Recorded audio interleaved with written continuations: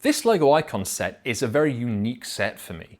The Fountain Garden is the first LEGO set that I've ever bought that doesn't have any minifigures in. And I've only ever had one other LEGO set that can say the same. This was a Technic set way back in the 1990s, and one day when I get it back into the house, I'd love to share it with you.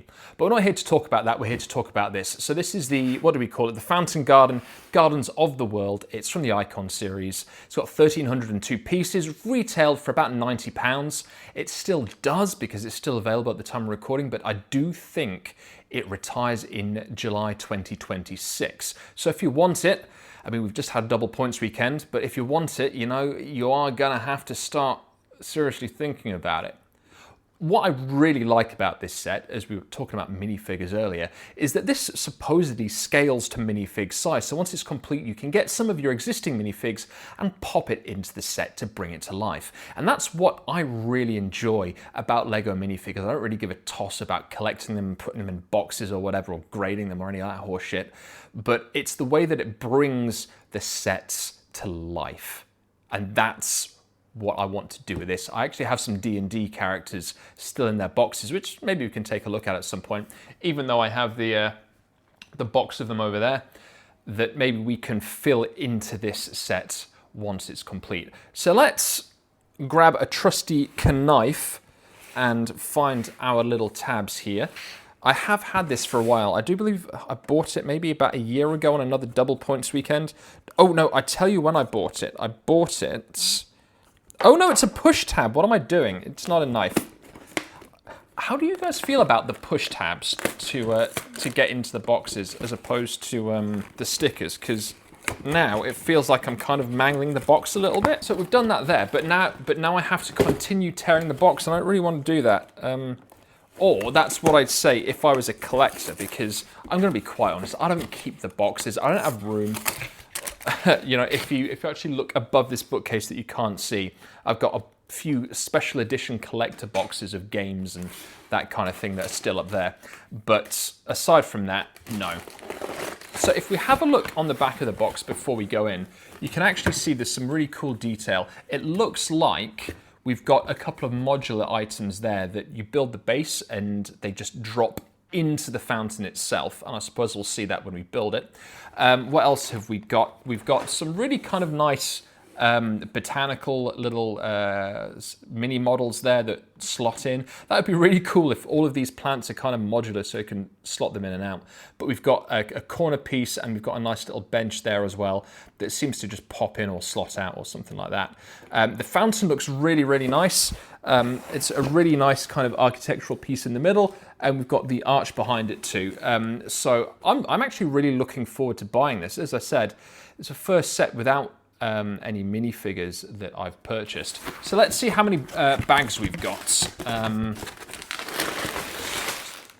Okay, not as many as I had thought, truth be told.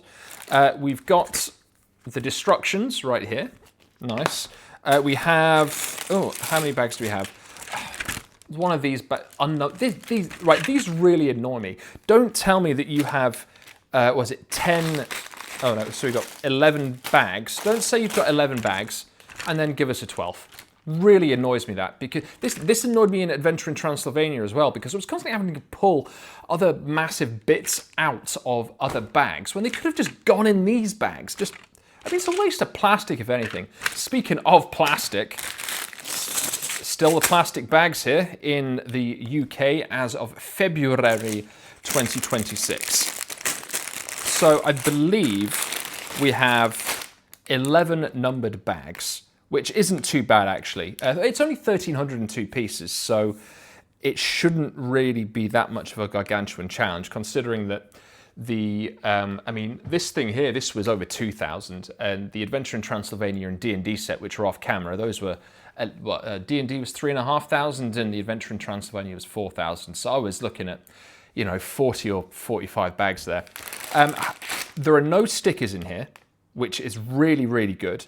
And what I can kind of see already, just taking a look into the bags, is, I don't know if you can see these properly, but these are some really, really nice printed pieces that go on the that go around some of the water features, I think.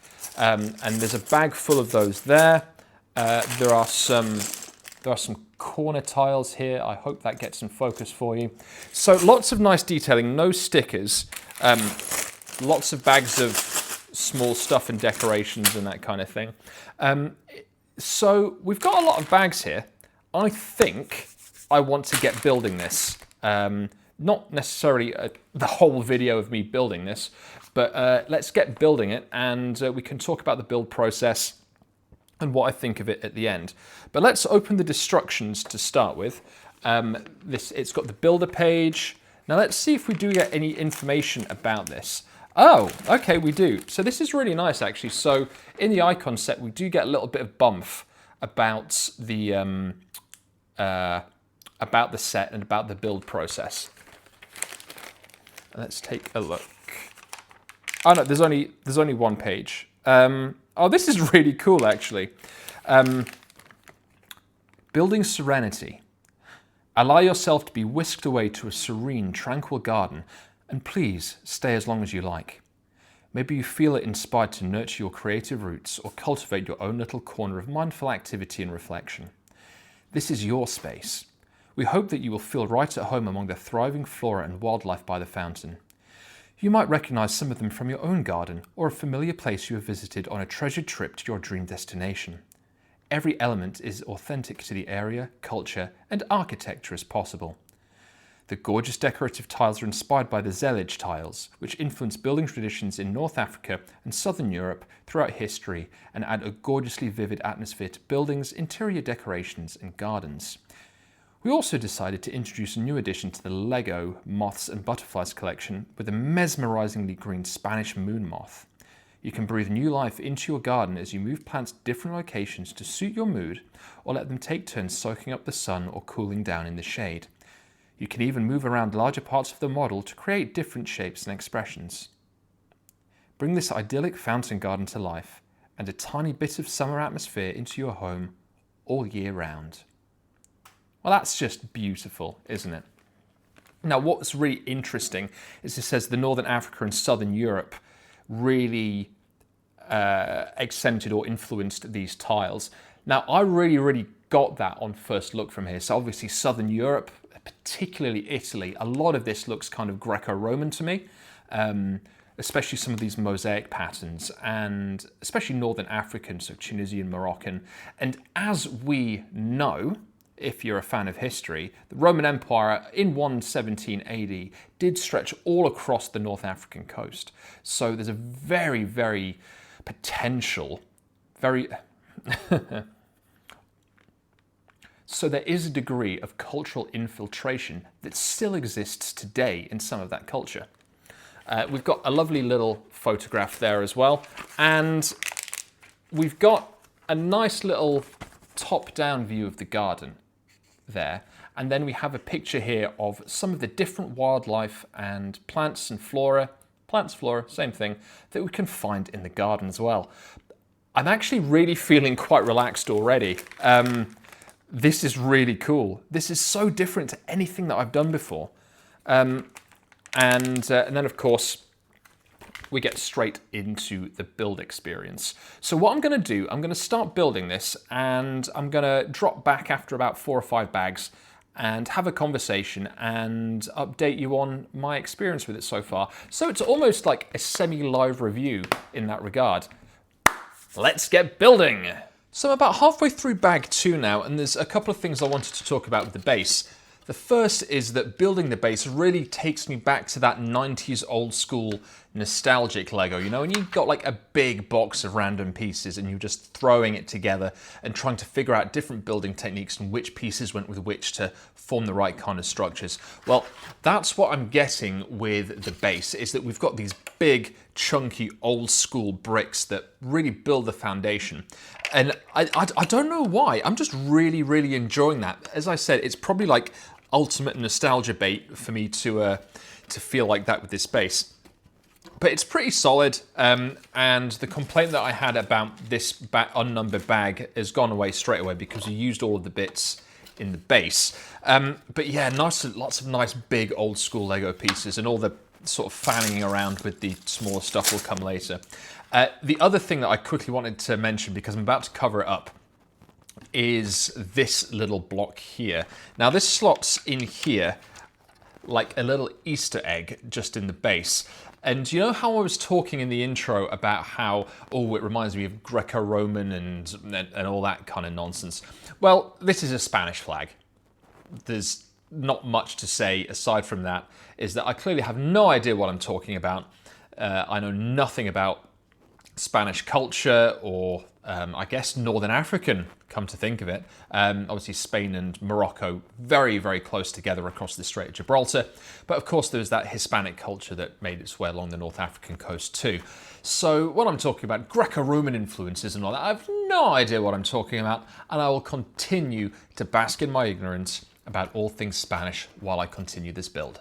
And here we go. This is the full set finished. This maybe took me, I guess, 3 or 4 hours to build. I wasn't building at a particularly frantic pace. I do like to take my time to enjoy these builds. And there is a lot to enjoy about the building process with this particular set.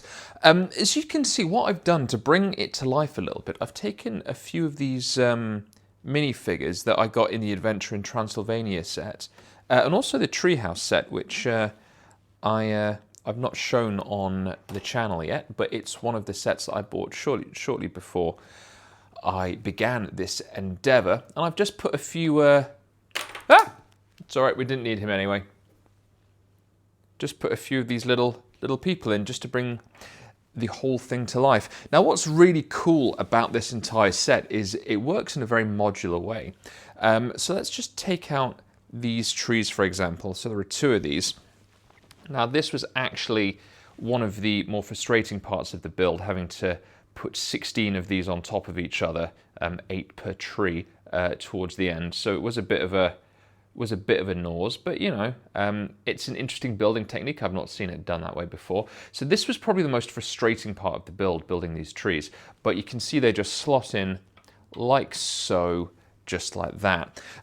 Let's talk about the detailing on the fountain in the middle, and we can just pull that up. So this isn't modular. And you can see here that we've got a micro figure on the top, and as we turn it, we've got all that lovely water detailing inside, along with all of this Spanish mosaic work, which is absolutely beautiful. You can see really nice use of like the radar discs and that kind of thing. Now these little water features are kind of held inside with tension. I don't know if that's an illegal building technique, but it's certainly dicey. Let's see what else we've got. So this lovely flower pot also pops out in a modular fashion. I'm just going to pop that there for a second.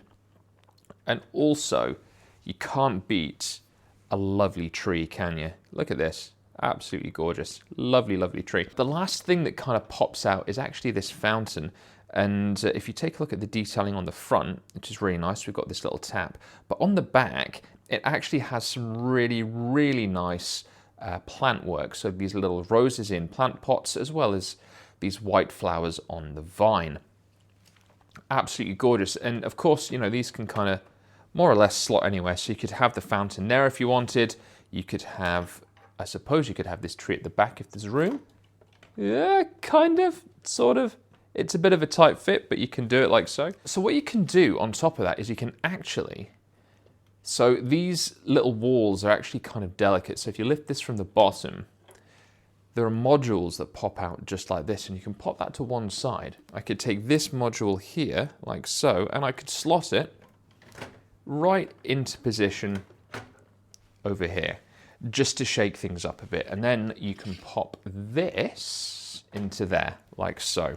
So that way, it actually provides quite a different sort of appearance of the entire model. So suddenly, that can point that way, and this tree can sit back in this slot from whence we pulled it out, and it creates a much more, I suppose, intimate view of this whole experience. I do think the original setup is the best, so let's just lift this out and put things back to the way they were. Because obviously this has been very well thought out by the designer.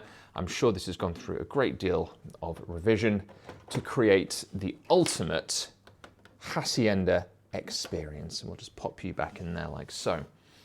And there we have it. This, oh, and this little bench pops out as well. If you want to put it in other places. I don't know, maybe have that there, sitting next to the pool, and have the, no, go on. Have this plant with this, let's just bring that in, with this set exclusive Spanish green moth. So there's a couple of these in the set, exclusive pieces to this set, I believe. The Lego Fountain Garden I find to be a really unique and interesting set. It's an icons piece, which means it will sit well alongside some of the other Lego icon sets, something like the Roman Fountain, maybe even the Pyramids of Giza, but also it might sit well alongside some of the architecture sets as well that are focused on one particular location. Someone who is coming to this set from sets that have primarily had their build or story focused around the minifigures being present might find it a little bit different, and when you're looking at particular areas of it, you have to sort of disengage that part of your mind that says, where would the minifigures go? There's no tables as such to sit on, there's no pieces or parts for minifigures to interact with, but what you do get is a lovely, peaceful little slice of Southern European heaven. I really like this set. I wasn't expecting to like it as much as I do. I thought I'd be buying it to, you know, up the total to get a gift with purchase, but I've unexpectedly fallen in love with this a little bit. The attention to detail is beautiful. The architecture, the flora on the back of the fountain, which you can't even see when it's on display in the proper way, I think is just glorious detail that they didn't have to add, but they did. And just looking at this gives me a real peace of mind. It's gorgeous. So that's what I think about this set. Let me know what you think in the comments. Hit the subscribe button, and until I see you next time, my name's been Alex. Keep building, take care of yourselves, and have fun. Bye for now.